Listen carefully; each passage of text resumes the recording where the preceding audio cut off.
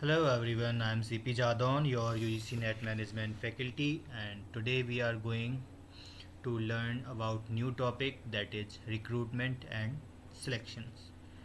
And let's let first recall our previous lecture. In our previous lecture, we were discussing about what is job analysis, what is job design, and also we were talking about the process of job analysis and job design. So let's begin with recruitment.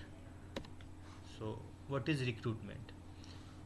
Recruitment is a process of searching and attracting the potential job seeker for employment.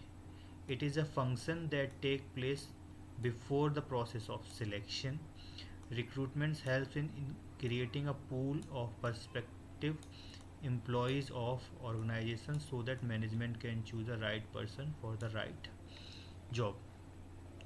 So recruitment हम देखने वाले हैं and recruitment and selection दो बहुत ही inter common हम तरीके से use कर लेते हैं दोनों वर्ड्स का, लेकिन वो दोनों अलग अलग हैं, है ना। पहले रिक्रूटमेंट होता है, मान लो अगर कोई कंपनी कोई किसी को हायर करना चाह रही है, कोई कंपनी 10 लोग हायर करना चाह रही है ना, समझते हैं। तो अगर वो 10 लोग हायर करना चाह रहे हैं तो पहले क्या करेंगे, वो एक एडवर्टाइजमेंट निकालेंगे कि हम 10 लोग हायर करना चाह रहे हैं, कितने लोग अप्लाई करना चाह रहे हैं, कौन कौन इंटरेस्टेड हैं। आपने देखा होगा नोटिफिकेशन आता है ना कि जॉब निकल आई ऐसे करके। तो फिर क्या करते हैं, लोग फॉर्म भर देते हैं। तो मान लो 100 लोगों ने फॉर्म भर दिया, है ना। तो यहाँ पे फिर वो क्या होगा, एक टेस्ट होगा, है ना।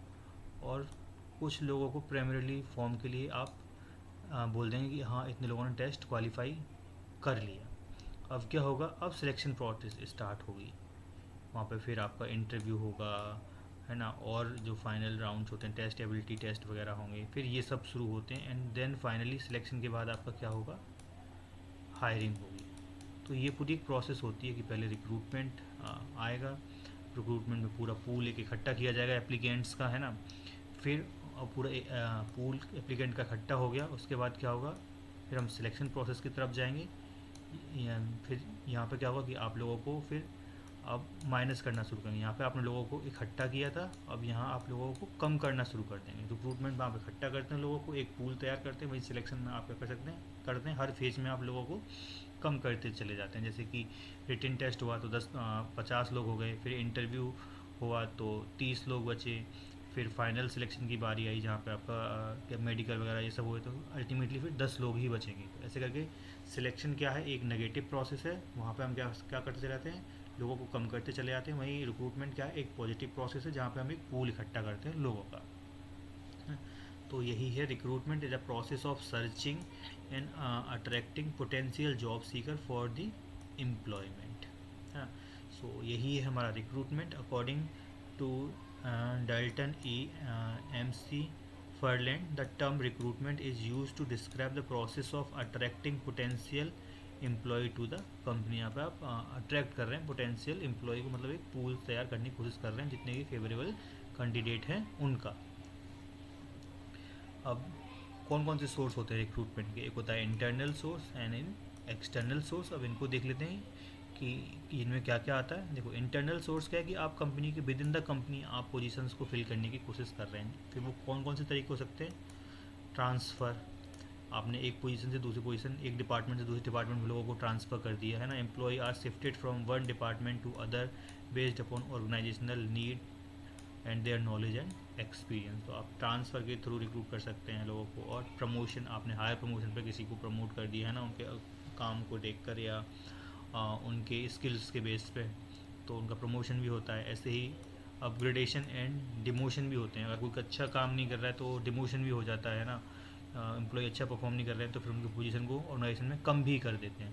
तो ये इंटरनल मेथड है आपके रिक्रूटमेंट के। या फिर री एम्प्लॉयमेंट और रिटायर्ड और लेड ऑफ एम्प्लॉई।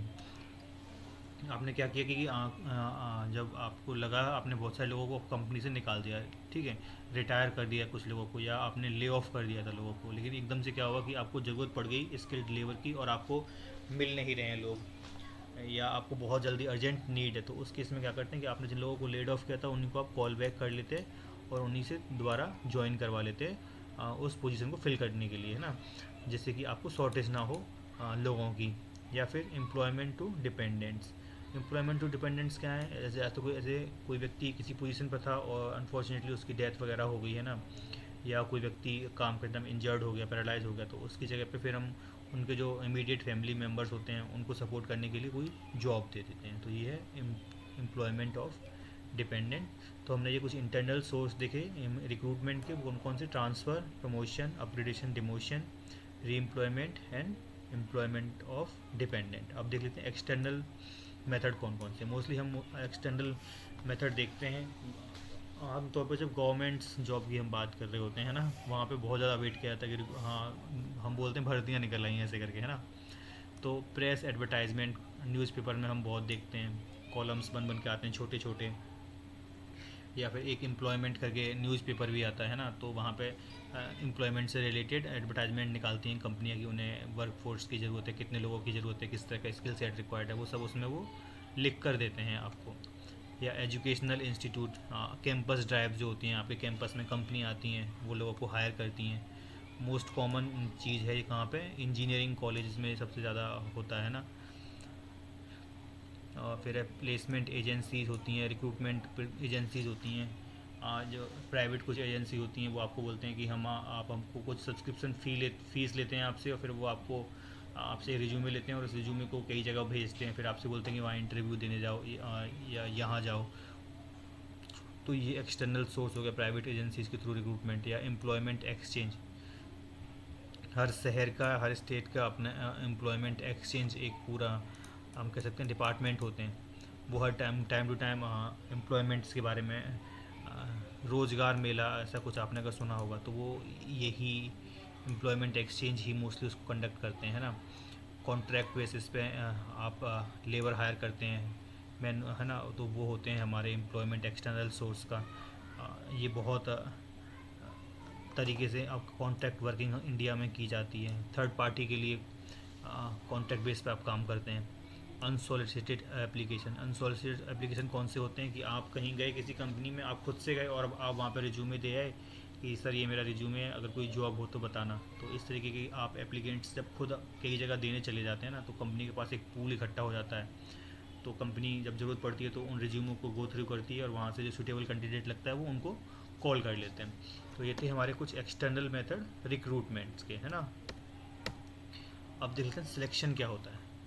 हमने रिक्रूटमेंट देख लिया, सिलेक्शन क्या होता है। रिक्रूटमेंट के बाद की प्रोसेस होती है। Selection is a process of choosing the most suitable candidate from the pool of applicant. It is differentiate between those who are fit for the job and those who are not. अब क्या था, recruitment में आपने pool पूरा इकट्ठा कर लिया था, लेकिन अब क्या है कि आप राइट पर्सन ढूंढ रहे हैं उस पूल में से कि कौन सबसे ज़्यादा सूटेबल व्यक्ति है उस जॉब के लिए।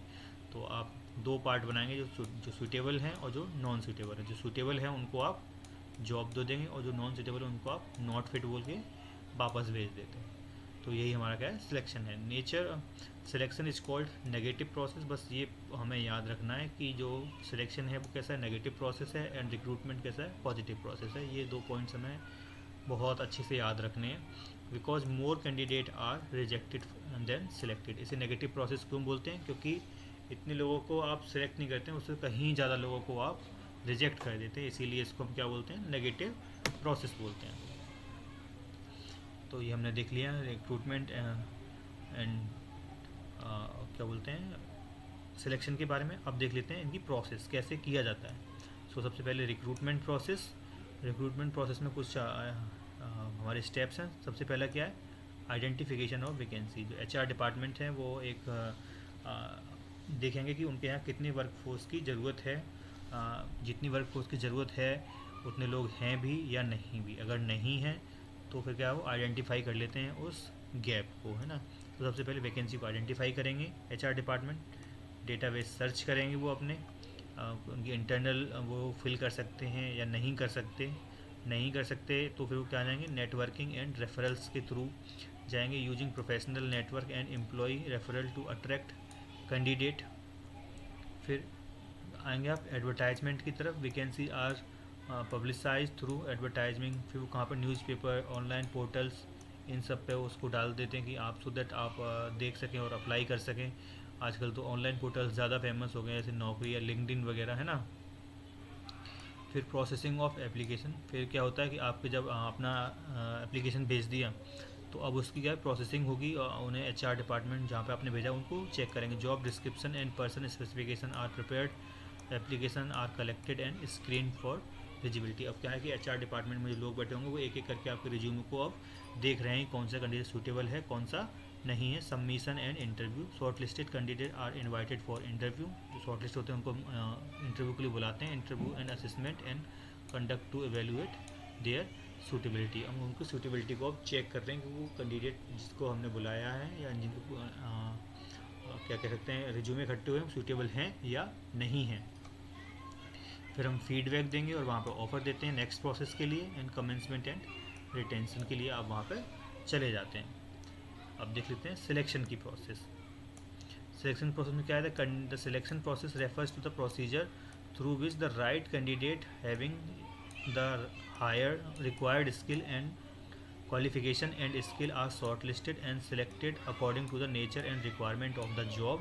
It is systematic procedure that include the following step। तो इस सिलेक्शन प्रोसेस क्या है कि एक आप मतलब जो आप हायर करना चाह रहे हैं लोगों को, वहाँ पे आप चेक करते हैं कि उनके पास प्रॉपर जो स्किल सेट्स है वो है कि नहीं, आपके जो जॉब का नेचर है उसके अकॉर्डिंग उनके पास ट्रेड्स एंड नॉलेज है या नहीं, है ना। तो ये सब हम प्रोसेस में चेक करते हैं। तो सबसे पहले इसके लिए क्या करेंगे, इस प्रोसेस में आप प्रिलिमिनरी इंटरव्यू करते हैं, है ना। Organisation set some minimum eligibility criteria for the candidate, those who do not meet the specific requirement are eliminated at this stage. यहाँ पे क्या है कि आपने पहले ही स्टेज पे देखो एलिमिनेशन शुरू हो गया, इसीलिए इसको नेगेटिव प्रोसेस बोल रहे हैं कि आप यहाँ पे क्या करते हैं जो फर्स्ट स्टेज इंटरव्यू करते हैं just to get a glimpse कि जो आपने कैंडिडेट बुलाए हैं उनके पास मिनिमम क्वालिफिकेशंस या स्किल सेट है या नहीं है। अगर नहीं है मिनिमम नॉलेज या स्किल सेट तो वहीं से आप उनको फिर बाय बोल देते हैं, उन्हें नेक्स्ट राउंड के लिए आप नहीं बुलाते हैं। जो लोग आपने यहाँ से सिलेक्ट करे होंगे वो नेक्स्ट राउंड के लिए आ जाएंगे। फिर क्या होगा कि आप उनसे एक डिटेल्ड एप्लीकेशन फॉर्म भर पाते हैं, जैसे डीए बोलते हैं ना, डिटेल एप्लीकेशन फॉर्म भरते हैं जहाँ पे अपने वो एक्सपीरियंस, हॉबी है, क्वालिफिकेशन है। आपने डीए वर्ड बहुत सुना होगा, जहाँ पर यूपीएससी के लोग तैयारी करते हैं, वो अपना डिटेल एप्लीकेशन फॉर्म भरते हैं इंटरव्यू से जाने के लिए पहले, है ना। फिर उसको देखकर वो लोग उनसे कम्युनिकेट करते हैं और क्वेश्चन पूछता है जो इंटरव्यूअर होते हैं, है ना। तो वही है कि यहाँ पे क्या है, आप डिटेल एप्लीकेशन फॉर्म भरते हैं अपना। Candidate clear the preliminary interview are required to fill application form in the prescribed format. The form contain personal details such as age, name, gender, marital status, qualification, experience and hobbies. This information help interviewer understand the candidate better and prepare relevant question for the next stage। तो यहाँ पे क्या था जिससे कि interviewer जो है वो अपनी कैंडिडेट को अच्छे से समझ सके और उसके अकॉर्डिंग क्या है क्वेश्चन प्लान कर सकता है, वो इंटरव्यूअर के लिए थोड़ा हेल्पिंग हैंड हो जाता है ना। Screening of application, once the application are received they are reviewed by screening committee. अब क्या है आपने डीए भर के अब भेज दिया है ना, अब उसका क्या है स्क्रीनिंग हो रही है। Only suitable candidate are called for the next interview. इसमें क्या होगा कि अब स्क्रीनिंग हो गई आपके जो आपने अपना डिटेल एप्लीकेशन जो भरा था उसकी आपकी स्क्रीनिंग होगी एप्लीकेशन की। अब जो सुटेबल कैंडिडेट उन्हें लगेंगे इंटरव्यूअर को उनको वो कॉल करेंगे। उसके बाद क्या होगा, एम्प्लॉयमेंट टेस्ट होगा। कई तरीके के टेस्ट होते हैं एम्प्लॉयमेंट टेस्ट में, आपकी स्किल सेट को समझने के लिए, आपकी इंटेलिजेंस, आपकी कोग्निटिव पावर को टेस्ट करने के लिए, आपके एटीट्यूड को टेस्ट करने के लिए। तो according to the nature of job हम उस टेस्ट को सिलेक्ट करते हैं जिससे कि आपकी जो एबिलिटी है उसको हम चेक कर सकें। हम डिफरेंट टाइप के जो टेस्ट हैं उनकी हम बात अभी करेंगे। फिर उसके बाद क्या होगा, अगर आपने एम्प्लॉयमेंट टेस्ट क्वालिफाई कर लिया तो उसके बाद आपका इंटरव्यू होगा। फिर रेफरेंस चेक होंगे वहाँ पे आपके। The organisation contact reference provided by the candidate such as previous employment, teacher, college to verify background and character and work performance. इस तरीके से आपका रेफरेंस चेक होगा, आपका बैकग्राउंड चेक होगा, फिर मेडिकल एग्जामिनेशन होंगे आपके, एंड देन फाइनल सिलेक्शन। अगर आप मेडिकल पास कर लेते हो तो फिर आपका फाइनल सिलेक्शन हो जाएगा और उसके बाद आपको अपॉइंटमेंट लेटर आपके हैंड ओवर कर दिया जाएगा और आपको एज एन कंपनी में ज्वाइन करा लिया जाएगा। मतलब after considering the result of previous step the final decision is made, the candidate is informed and appointed, formalities are completed. तो यहाँ पे आपका जब फाइनल सिलेक्शन आप हायर हो गए हैं, है ना। तो ये थी हमारी सिलेक्शन की प्रोसेस, जहाँ हमने 7 से 8 स्टेप देखे कुछ। ये एक मेजर डिफरेंस है हमारे टेबल के गो थ्रू आप रखिएगा। और ये हमें बस याद रखना है कि जो हमारा रिक्रूटमेंट है ये कैसा एक पॉजिटिव प्रोसेस है, और वहीं सिलेक्शन क्या है, एक नेगेटिव प्रोसेस है। सिलेक्शन टेस्ट जो मैं आपको बात कर रहा था ना, एम्प्लॉयमेंट टेस्ट या सिलेक्शन टेस्ट, वहाँ पे आप डिफरेंट तरीके के हम टेस्ट को डिफरेंट टेस्ट होते हैं वहाँ पे, लेकिन हमारी जॉब के अकॉर्डिंग कौन सा टेस्ट सूटेबल है उसको हम अडॉप्ट करते हैं, सो दैट कि हम जो राइट स्किल सेट जो टेस्ट करना चाह रहे हैं अपने एम्प्लॉय की वो चेक कर सकें। सो इसमें देखो टाइप ऑफ सिलेक्शन में सबसे पहले कॉग्निटिव एबिलिटी टेस्ट। इसमें क्या होता है कि आपकी जो रीजनिंग है, प्रॉब्लम सॉल्विंग स्किल है, logical thinking, numerical and verbal ability, इन सब को अगर आपको किसी कैंडिडेट का चेक करना है तो आपको इस टेस्ट के लिए जाएंगे, कॉग्निटिव टेस्ट के लिए जाएंगे। वहीं पर्सनैलिटी ट्रेट्स अगर आपको चेक करने हैं, उनका एटीट्यूड, उनके बिहेवियर, है ना, पर्सनैलिटी, उनकी वैल्यू, इथिक्स, इंटरेस्ट, इन सब चीज़ों को चेक करना है तो आप जाएंगे पर्सनैलिटी टेस्ट के लिए। फिर यह एप्टीट्यूड टेस्ट। एप्टीट्यूड टेस्ट तो करते हैं जब measure potential to learn new skill and perform specific task. इसमें पर्पज होता है to identify hidden talent and future capabilities of the candidate. ऐसे हमारे अचीवमेंट एंड नॉलेज टेस्ट हैं। इसमें क्या करते हैं, व्हाट पर्सन ऑलरेडी न्यू और हैज़ लर्न, पहले से ऑलरेडी व्यक्ति क्या जानता है और सीख चुका है उसके बारे में हम मेजर करने की कोशिश करते हैं। तो check job related knowledge and professional expertise. फिर ट्रेड टेस्ट क्या है, या जॉब प्रोफिशिएंसी टेस्ट हैं, आपके जो प्रैक्टिकल आस्पेक्ट को चेक करने के लिए टेस्ट करते हैं, जैसे टाइपिंग टेस्ट हो गया, coding test, machine test, operation, है ना, to test proficiency and performing actual job on task. ये किस लिए करते हैं कि आप मान लो आपने अपने रिज्यूमे में लिख दिया कि आप कोडिंग कर सकते हैं, या आप पर सेकंड इतने वर्ड टाइप कर सकते हैं, तो उसका स्पेसिफिक एक क्राइटेरिया होता है। तो अब उसे टेस्ट करने के लिए आपने लिख तो दिया है, तो अब लेकिन उसको एक्चुअल में जब वो चाह रहे हैं कि आप उस टास्क को परफॉर्म करें, तो वहाँ पे क्या होता है कि आपको देखा होगा एसएससी एग्ज़ाम कंडक्ट कराता है, उसमें आपको टाइपिंग भी करनी होती है ना। तो वो यही एक टेस्ट है, वो जॉब प्रोफिशिएंसी टेस्ट चेक करना चाह रहे हैं कि आपको सिलेक्ट कर लिया जाए तो आपके पास टाइपिंग स्किल है या नहीं भी है। ऐसे ही हमारा इंटरेस्ट टेस्ट है कि जहाँ पर आप एरिया ऑफ इंटरेस्ट चेक करने की कोशिश करते हैं, किसी एम्प्लॉय की प्रेफरेंस चेक करना चाहते हैं। ग्राफोलॉजी टेस्ट क्या है कि आपको उसकी हैंड राइटिंग, है ना, और जो लिखने का तरीका है, स्टाइल है, उनको जब चेक करना चाहते हो वहाँ पर आप ग्राफोलॉजी टेस्ट करेंगे। वहीं मेडिकल या फिजिकल टेस्ट, अगर व्यक्ति हेल्दी है या नहीं, है ना, उनके विजन हियरिंग, ये सब चेक करना है तो वहाँ पे मेडिकल टेस्ट, क्योंकि आप फाइनल स्टेज की तरफ मूव करते हैं जब किया जाता है। तो ये थे हमारे कुछ तरीके के टेस्ट। ये कुछ जनरल टर्म्स हैं, इनको हम जान लेते हैं कि रिलायबिलिटी क्या होता है, वैलिडिटी क्या होता है। बेसिकली ये फर्स्ट पेपर में हम जो सेकंड यूनिट है वहाँ पर देखते हैं, लेकिन हम यहाँ भी जान लेते हैं कि रिलायबिलिटी का जो सीधा सीधा मतलब है कि आप किसी प्रोसीजर को बार बार करते हैं, है ना, और बार बार करने पर सेम तरीके का रिजल्ट आ रहा है ना। तो वहाँ पे कहेंगे कि जो आपका तरीका है वो रिलायबल है, वहाँ पे आपके जो टेस्ट वेरी नहीं कर रहा है ना। तो आप जो प्रोसेस है उस पर रिलाई कर सकते हैं, आप भरोसा कर सकते हैं। वहीं वैलिडिटी क्या है, एक्यूरेसी की बात करता है कि आप कितने एक्यूरेटली किसी चीज़ को मेजर कर रहे हैं। देखो रिलायबिलिटी क्या है कि आपको बताएगा कि आप कंसिस्टेंट रिजल्ट आ रहा है, एक तरीके से आप मेजर कर रहे हैं और उसी तरीके से रिजल्ट आ रहा है, वेरी नहीं कर रहा है बार बार कि एक बार टेस्ट परफॉर्म किया तो कुछ और रिजल्ट आया और दूसरा टेस्ट परफॉर्म किया तो कुछ और रिजल्ट आया, ऐसा नहीं हो रहा। आप सेम टेस्ट बार बार परफॉर्म कर रहे हैं इसी प्रोसीजर के साथ और आपको सेम रिजल्ट मिल रहा है, मतलब बहुत रिलायबल तरीका हो गया ये। वहीं वैलिडिटी क्या है कि आप कितने एक्यूरेटली जो आप मेजर कर पा रहे हैं, है ना। मान लो अगर कोई आपने प्रोसेस किया, मान लो आप थर्मामीटर से किसी का फीवर मेजर करने की कोशिश करें, फीवर है या नहीं, तो वहाँ पे क्या हो सकता है कि वो टेस्ट रिलायबल तो हो सकता है लेकिन ज़रूरी नहीं कि एक्यूरेट भी हो, क्योंकि हो सकता है जो थर्मामीटर है वो ख़राब है, मान लो वो 100 डिग्री टेम्परेचर दिखा रहा है अगेन एंड अगेन, है ना। और हो सकता है कि व्यक्ति को 100 डिग्री फीवर हो ही ना, वो उनका टेम्परेचर नॉर्मल हो 98 पॉइंट समथिंग जो होता है ना। तो वहाँ पे क्या है कि मेथड तो सेम है लेकिन फॉल्टी होने की वजह से थर्मामीटर वहाँ पे क्या हो रहा है, वैलिडिटी उस टेस्ट की नहीं है। तो इन ये चीज़ थोड़ी थोड़ी टर्म से इनको पूछ लेता है कभी कभी examiner. So what is reliability? Reliability refers to the how consistently a method measure something. If the same result can be achieved repeatedly using the same method under the same condition, the measurement is called reliable, कि वही same result हमें again and again मिल रहा है. वहीं validity क्या है, refers to the accurately method measure what is intended to measure. जो आप मेजर करना चाह रहे हैं वो कितने अच्छे से मेजर किया जा रहा है. If researcher has high validity, अगर किसी रिसर्च की हाई वैलिडिटी है, its procedure result and high truly reflect the real properties characteristic variation and physical और सोशल वर्ल्ड.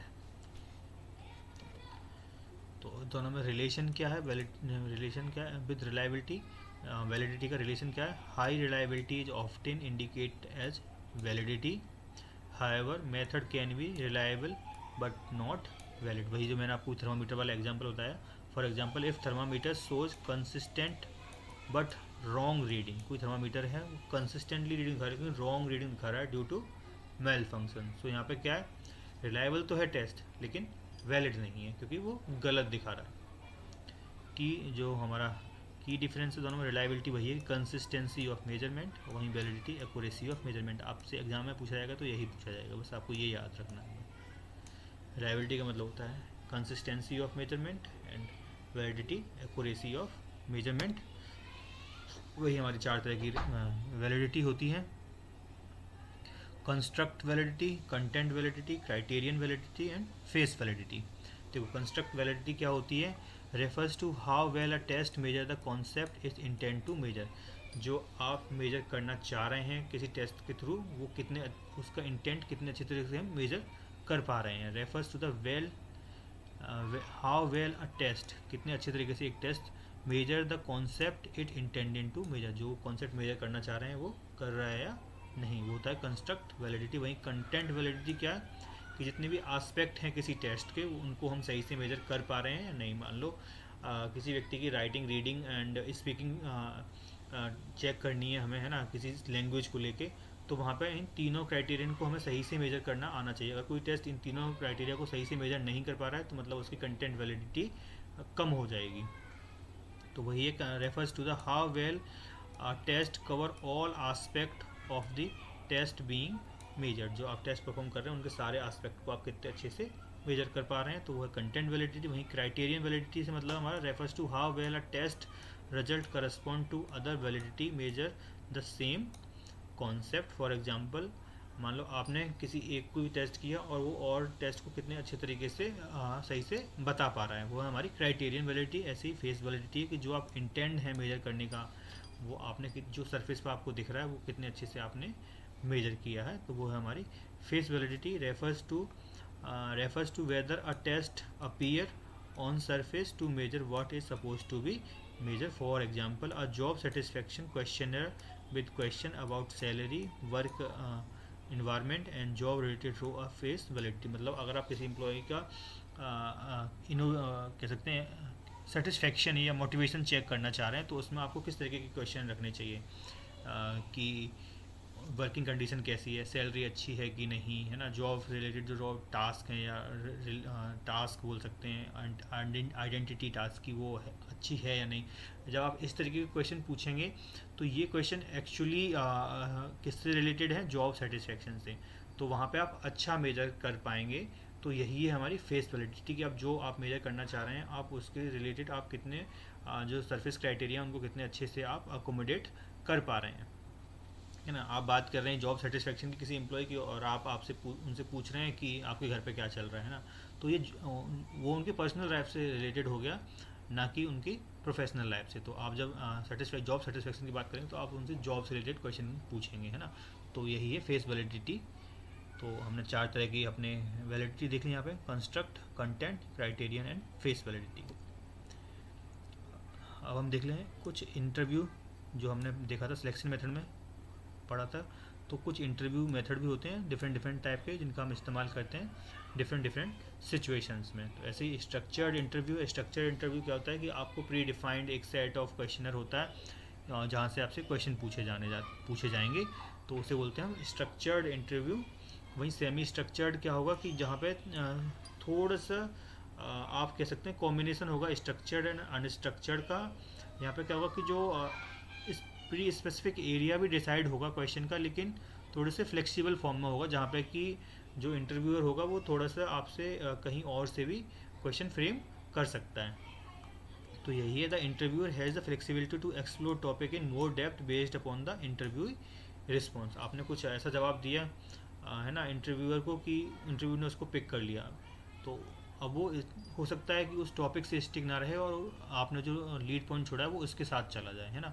तो ये होता है हमारा सेमी स्ट्रक्चर, जहाँ पे इंटरव्यू के पास थोड़ी सी फ्लेक्सिबिलिटी होती है आपसे क्वेश्चन पूछने की। वहीं अनस्ट्रक्चर्ड इंटरव्यू क्या होता है कि इंटरव्यूअर आपसे कुछ भी पूछ सकता है ना, वहाँ पे एक स्पेसिफिक क्वेश्चनर पहले से सेट नहीं है, वो इन डेप्थ किसी टॉपिक को एक्सप्लोर करना चाह रहे हैं, तो इन अनस्ट्रक्चर्ड इंटरव्यू मेथड को हम अपनाते हैं, जहाँ पे आप एक डेप्थ डिस्कशन किसी के साथ करना चाह रहे हैं। वहीं face group focus group interview, this involve a group of people discussing a topic guided by the mentor. This method is useful for exploring collective view and generating rich discussion. देखो आपने देखा होगा ग्रुप डिस्कशन मोस्टली जॉब्स का एक step होता है, वहाँ पर ग्रुप डिस्कशन के लिए कुछ कैंडिडेट बैठाए जाते हैं, उनको एक कोई व्यक्ति गाइड कर रहा होता है, उनको टॉपिक बोल देता है कि इस टॉपिक के बारे में आपको डिस्कस करना है, और है ना फिर आपके डिस्कशन के बेस पे वो आपको सिलेक्ट कर लेते हैं उस ग्रुप में से, कुछ लोगों को सिलेक्ट करते हैं, कुछ को सिलेक्ट नहीं करते हैं। तो वही होता है ग्रुप इंटरव्यू, जहाँ पे एक कलेक्टिव आपका जो ओवरऑल व्यू है उसको जानने की हम कोशिश करते हैं। उस केस में हम कैसे इंटरव्यू का इस्तेमाल करते हैं, ग्रुप इंटरव्यू का या ग्रुप डिस्कशन का। फिर है पर्सनल इंटरव्यू। पर्सनल इंटरव्यू क्या होता है, कोई आपसे फेस टू फेस आपके साथ इंटरेक्ट करे हैं ना और आपसे क्वेश्चन पूछे, तो उसे बोलते हैं हम फेस टू फेस इंटरव्यू, जहाँ पे कि personal interview usually have high response rate compare to other matter. जो इसका रिस्पॉन्स रेट है, जहाँ पे आप जो इंटरव्यू के बारे में काफ़ी अच्छे से जान सकते हैं। उसके बाद है हमारा टेलीफोनिक इंटरव्यू, वही जो आप टेलीफोनिक बोल सकते हैं या इंटरनेट से, या है ना बहुत सारे स्काइप बहुत सारे मेथड्स हो गए हैं अब तो आपके इंटरव्यू के, जहाँ पे आपको फिजिकली कहीं ऑफिस में प्रेजेंट नहीं होता है, लोग आपसे सिर्फ फ़ोन या इंटरनेट के थ्रू कांटेक्ट करते हैं और इंटरव्यू ले लेते हैं इंटरव्यूई का। तो ये structure semi structure in depth कोई भी टाइप का हो सकता है। ऐसे ही डेप्थ इंटरव्यू है कि जहाँ आपकी जो पर्टिकुलर कोई नॉलेज है बिल्कुल उसी को चेक करना चाह रहे हो। इसका intensive interview technique conduct with the small number of respondent to explore their thought, feeling, behavior in detail. This is a rich and descriptive data useful for uncovering complex processes, जहाँ पे बहुत complex task हैं, processes हैं, ऐसी कोई position है जो complex task को हैंडल करने के लिए है ना, तो उस पोजीशन को फिल करने के लिए हम डेप्थ इंटरव्यू का इस्तेमाल करते हैं। वहीं क्या है स्ट्रेस इंटरव्यू। स्ट्रेस इंटरव्यू क्या है कि एक ऐसी मान लो बहुत सारी पोजीशन ऐसी होती हैं ऑर्गेनाइजेशन में जहाँ पे कॉन्स्टेंटली आपको डिसीजन लेने होते हैं ना, तो वो एक स्ट्रेस वाली जॉब बोल देते हैं, जॉब पोजीशन हो जाती है। तो वहाँ पे एक ऐसी कैंडिडेट को हायर किया जाता है जो कि उस जॉब रोल के अकॉर्डिंग अंडर प्रेशर अच्छे से काम कर सकें। तो उस तरीके की जब आप पोजीशन के लिए किसी को फिल करते हैं तो वहाँ पे एक ऐसा आप सेटअप तैयार करते हैं और इस तरीके का इंटरव्यू माहौल तैयार करते हैं कि वहाँ पे जो व्यक्ति इंटरव्यू देने आए उसको एक प्रेशर फील हो, है ना। और जब वो एक सर्टेन प्रेशर कंडीशन में होते हैं तो वहाँ पे फिर वो किस तरीके से सोच रहे हैं, उनकी क्रिटिकल थिंकिंग क्या है, लॉजिक लगा पा रहे हैं या नहीं, तो इस सब चीज़ों को आप चेक करते हैं, तो उनको बोलते हैं stress interview. So this is all for today class. हमने आज देख लिया कि रिक्रूटमेंट क्या होता है ना, और रिक्रूटमेंट की प्रोसेस क्या है, सिलेक्शन की प्रोसेस क्या है ना। और फिर उसके बाद हमने देखा कि different type of employment test देखे हमने। फिर रिलायबिलिटी और वैलिडिटी के बारे में बात की थोड़ी सी, एंड देन फिर इंटरव्यू डिफरेंट टाइप के इंटरव्यू की हमने बात की। So thank you.